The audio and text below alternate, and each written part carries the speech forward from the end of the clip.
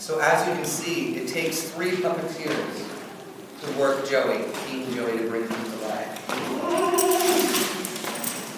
We call the positions in the horse the head, the heart, and the hind. One thing we do is we can't ever talk to each other in the show. We only can communicate through breath. Breath becomes very important for us, not only in bringing Joey to life, but in our ability to communicate together.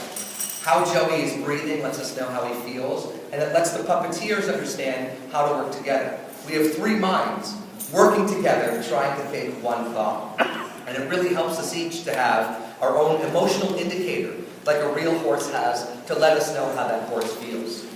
So we see on the head position here, the head puppeteer's responsibility is not only for the eye line, where Joey is looking, because that helps the other 2 puppeteers know how we're looking at, but it's also, he's got the emotional indicator of the ears. For horses, ear movement is very important for letting us know what they're thinking, what they're hearing for, what they're listening to, and how they feel about that object. For horses, sometimes their ears is even more important than their eyesight, if anyone knows real horses at all. And what that does then is it transfers how Joey's feeling. We can know maybe by the position of the head, how high his head is, or how low his head is, how he's feeling. We can tell right now that Joey's pretty relaxed, I would say. He seems pretty calm and everything, but we can also tell that that might change if suddenly, okay, sorry Joey, sorry. I'm sorry. I'm sorry, Joey. And we can see that that changes with every movement. But to add to that, once we've got that with the head, I'm sorry again, Joey, about that. The heart puppeteer's responsibility is not only for the leg movement of the horse, but also for the breathing chamber.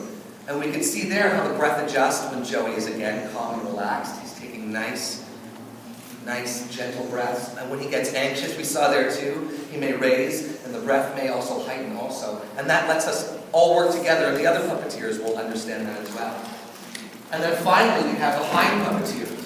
They're responsible for the power movement of the horse. A lot of the horse's movements is engaged by the back, and that's also how we think of it too, that the head will see it, the heart will feel it with the breath, and the hind will tell us how we're going to get there. We joke in some ways that horses are pretty simple, that they either really like something or they don't. So it's a little bit easier to sort of understand how they feel. They either want to go towards something or they want to get away from it, as we saw even with that example of kind of annoying. Also, the emotional indicator for the hind puppeteer is the tail. The tail is a very important part of the horse also, because it adds to the emotion of how Joey is feeling. The head puppeteer and the hind puppeteer often work together so that we can tell by a raised tail and a raised head that Joey may be feeling a bit anxious. And that also transfers into the breath again. And as you heard too, Joey is capable of making sounds like a real horse. People often ask us, where's the button that makes the horse sound inside? But really, that again is the responsibility of all 3 puppeteers working together. The lung capacity of a horse is about the size of 3 people, so it really does take all 3 performers working together to make those sounds. It was something that we studied a lot.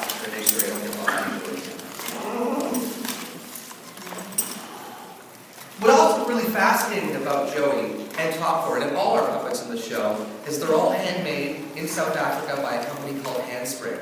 So again, there's nothing overly mechanical about Joey. People often ask, is he a robot and how does it work exactly? But what's so fascinating with him is that it's all handmade of cane wood and very simple materials. The handles themselves are often either bicycle brakes or simple levers and pulleys. So again, as complex as Joey is, there's also a real simplicity to his design. And I think one of the best things about seeing Joey, not only just seeing him on stage and seeing him interact with other horses in the show or other actors in the show, there's also a real opportunity to see what happens when Joey interacts with a real horse also. So I think we've got some special guests with us here today outside.